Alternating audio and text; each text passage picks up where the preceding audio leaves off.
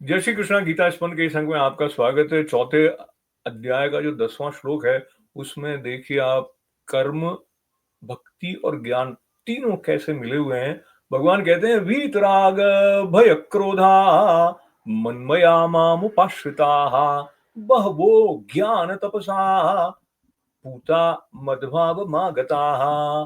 देखिए इसका सरल अर्थ तो पहला जो इसका प्रारंभ है, वीतराग भय क्रोधा, ये अगर कोई कर्म करने वाला है तो वो कर्म को किस तरह से अपना रहा है, उसमें क्रोध तो नहीं आ रहा है, उसमें वो डरा हुआ तो नहीं है, उसमें वो बहुत आसक्ति के साथ तो कर्म नहीं कर रहा है। तो वहां से बात आई जिसमें ये सब नहीं है, वीतराग भय क्रोधा।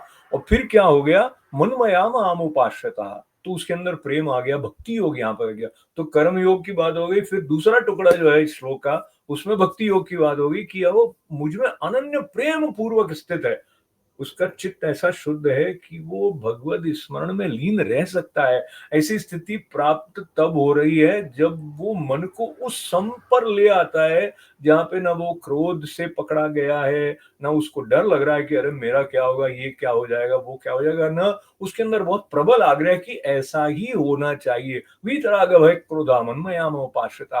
अब इसके बाद में ज्ञान की बात ऐसे आ रही है श्लोक में, बहवो ज्ञान तपसा पूता मदभाव गता। तो इस तरह से भगवान कह रहे हैं कि मेरे आश्रित रहने वाले जो बहुत से भक्त हैं वो इस तरह से ज्ञान रूपी तप से पवित्र होकर मुझको प्राप्त हो चुके हैं। तो मुझको प्राप्त हो चुके हैं यानी उन्हें सारूप्य मुक्ति की प्राप्ति हो चुकी है, यानी जो सर्वोत्तम है, जो सर्वाधिक अभीष्ट है मनुष्य देह के होने का, जो कि शुद्ध मन से देह के ऊपर नियंत्रण करके, इंद्रियों का संयम करके, मन का संयम करके और बहुत अधिक विचलन में नहीं रहने वाली, संकल्प विकल्प के द्वारा नाच नहीं नचाने वाली बुद्धि के साथ में जो ज्ञान के द्वारा श्री कृष्ण तत्व रूप से जान गया है, उनको भी सीमित नहीं मान रहा है, और उनकी प्राप्ति